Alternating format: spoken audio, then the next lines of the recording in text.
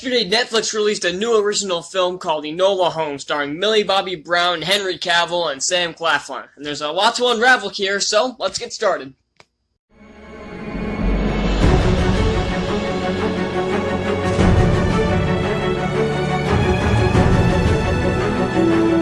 I'm getting really sick of having to record these reviews more than once. This is the third attempt. Third. Really need to set these up beforehand. Alright, so, like I said, lots to unravel here. The plot is that Enola Holmes, who is the sister of Sherlock Holmes, as you may have guessed, goes off on a quest to search for her mother. Now, I at first thought this was a really stupid premise. I've seen other things where they create, like, some sort of, like, fictional sibling, or something or other to a famous fictional character, and they usually suck. Remember Fred Claus? No? You shouldn't, it was awful. So yeah, I expected this movie to follow suit, but I'm being honest, this was very enjoyable. I thought this was a great film. Not a flawless film, but a very good one. Yeah, I know right off the bat, Logan can't just enjoy something, he has to complain about it. Well, that's what I do YouTube for. That's what YouTube critics do, I guess, so might as well follow suit. I'll start with the acting. The acting across the board is phenomenal. Millie Bobby Brown does a great job as Enola Holmes, and the character was actually very well written. I was expecting this character to be bland, forgettable, and have no personality to her, but she actually had a lot of personality, was very funny, and was actually able to interact with people, and I believed the interactions. I didn't for once think, you are being used to push an agenda. I never once thought that. I thought that's what it was going to be, but it wasn't. Too bad we can't get that out of a Disney remake other than Aladdin. Aladdin's the only one where it didn't feel like that. I'm getting sidetracked. Henry Cavill is a phenomenal actor, and probably one of my favorites, and he does a fantastic job as Sherlock Holmes here. He's not in the movie as much as I would have liked, but he's not the main lead here. But if they do another film, like a full-on Sherlock Holmes film, I would like to see Cavill return. He is great in this film, and I'm really happy he's returning as Superman. He's my favorite Superman too. And yeah, then there's their brother Mycroft, who also did not exist, played by Sam Claflin. Claflin is a great actor and does great with this role. I don't like his character, but I have the feeling you're not supposed to. I have a feeling this is the jackass you're supposed to hate. And most of you will probably agree with me if you see the movie. And if you don't know if Claflin looks familiar and you can't put your finger on it, he's Finnick from the Hunger Games. So you're welcome if you can figure that out. The other actors do their job fine. There's a lot of side characters to this, and it has the same kind of problem The Devil All the Time had, where side characters will either just show up out of nowhere, or they'll be dropped for like 30 minutes, and then they'll just reappear again. It's kind of jarring. It shows, when stuff like that happens, it shows you have too many characters. Remember Frozen 2, where Kristoff was just kind of forgotten for like 30 minutes? Same kind of concept with these two films. But these ones don't do it as offensively as Frozen 2. There's this boy that Enola travels with. I don't remember his name, and I probably would pronounce it wrong if I did remember it. At first he's annoying, but he develops as the story progresses. All the characters develop as the story progresses, and that shows when your movie is very well written. And there's this, what's the word I'm looking for? There's this headmistress of a school institution that Enola does not want to go to, that Mycroft tries to force her to go to, who is, I swear, is Aunt Petunia from the Harry Potter films. And, oh, I forgot, the Holmes' mother is played by Helena Bonham Carter. She's not in the movie that much. She probably has all of 10 minutes of screen time. But she does her job very well, and my only problem with her is that the character is just kind of forgotten about for a bit, and you know what, I'm getting ahead of myself. Let's talk about the technicalities. This movie is very well made. The cinematography is excellent, with a few exceptions. There's a couple times where So Enola's like narrating this, like actually like talking to the camera, the same way I'm talking to the camera now. It's a movie like that, and especially when the first shot of her you see is where it's like the camera, she's on a bike and she's talking to the camera. It feels like there are times that the camera is way too close to her face. It feels like they needed to back up a couple steps, and it's just framed awkwardly. But other than those few awkward shots, the movie is shot very well. The score is very well done.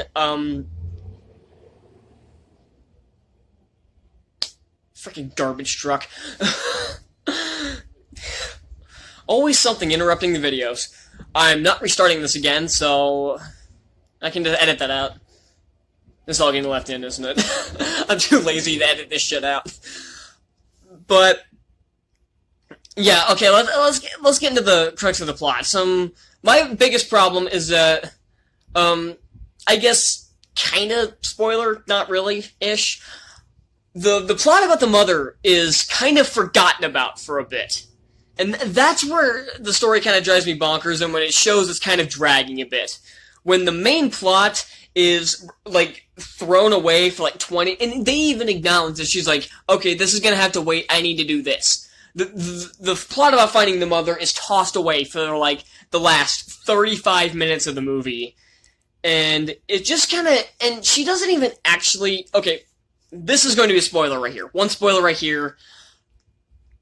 So, feel free to mute the next 15-20 seconds if you don't want a spoiler here. But she doesn't actually find the mother. Her finding the mother is ditched, and then her mother just shows up out of nowhere at the end. And that kind of annoyed me, that they set up her trying to find her mother, and then all of a sudden, she's just there. But that small little hang-up doesn't detract from the actually very well-written film. All the characters are well-written, they have some very good dialogue scenes, the deductive skills are actually very interesting. I actually found myself really enjoying the scenes where she's deducing all of the hidden messages inside all of her mother's, like, letters and the newspapers and all that stuff. I found that actually really interesting and actually a very clever idea. At first I didn't know if this was going to work, but it actually was a very interesting idea.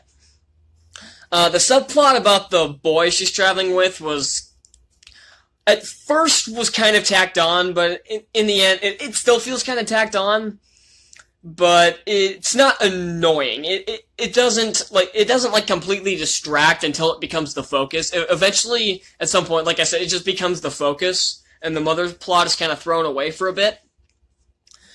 But it doesn't detract, and it's not bad. It's still well written, and it has a good twist to it. So, well, it has at least a decent twist. I don't know if I'd go so far to say it's a great one, but it's a pretty decent one. I think most people wouldn't see it coming. I didn't. Though, mostly because I wasn't really paying attention to what was going on in the scene where they figured out I wasn't really paying attention. That is a problem, because, like I said, when another plot shows up and it becomes the focus, you tell your movie's starting to drag. And this movie's 2 hours and 3 minutes, and there are parts where it kind of drags, because there are a lot of side characters that have way too much screen time. There are characters who show up multiple times and don't contribute much to the plot. Scenes will come and go with that. Scenes will just come and go with no rhyme or reason. There are a couple scenes in this movie that I could have cut without missing a thing. But overall, this movie is a very enjoyable film. I mean, if you like mystery films, you'll definitely like this. If you're a Sherlock Holmes fan, you'll probably like this film. I would have liked Sherlock to have more screen time. I don't know if I said that already or if that was in one of the other takes, but I would have liked him to have more screen time. But after all, it's not a Sherlock Holmes film. It's an Enola Holmes film. And honestly, as far as films like this go, this is probably the best one, where it has some kind of random sibling out of from some fictional character. It's definitely better than Fred Claus. Piece of shit. This is a very well-made film. I'm glad Netflix is finally making some better films. After the abomination known as making that Cuties film, them refusing to jump ship with that. They're making some good films. Devil All the Time was great. This was great. I'm hoping they can keep their streak.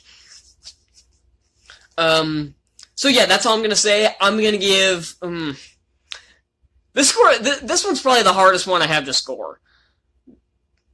Yeah, I'm calling it. I'm gonna give Enola Holmes a B+. Thank you all so much for watching. If you want to see more reviews, hit the subscribe button down below. Be sure to hit that like button. And I do have more videos planned. In a couple days, probably Saturday, I'll have a review posted of Disney Plus's upcoming release of Secret Society of Second Born Royals, which releases tomorrow. So Saturday, I'll probably have a review of that up. There are other movies that are coming out that I'm interested in seeing. And I know I've been saying I'm going to start new segments, but I'm getting the new reviews out first. So I'm going to get this and then Secret Society, and basically the new segments are going to show up whenever I don't have something new to talk about. So yeah, I'm running out of storage on my camera, so I should probably wrap this up. And yeah, I'll see you all next time.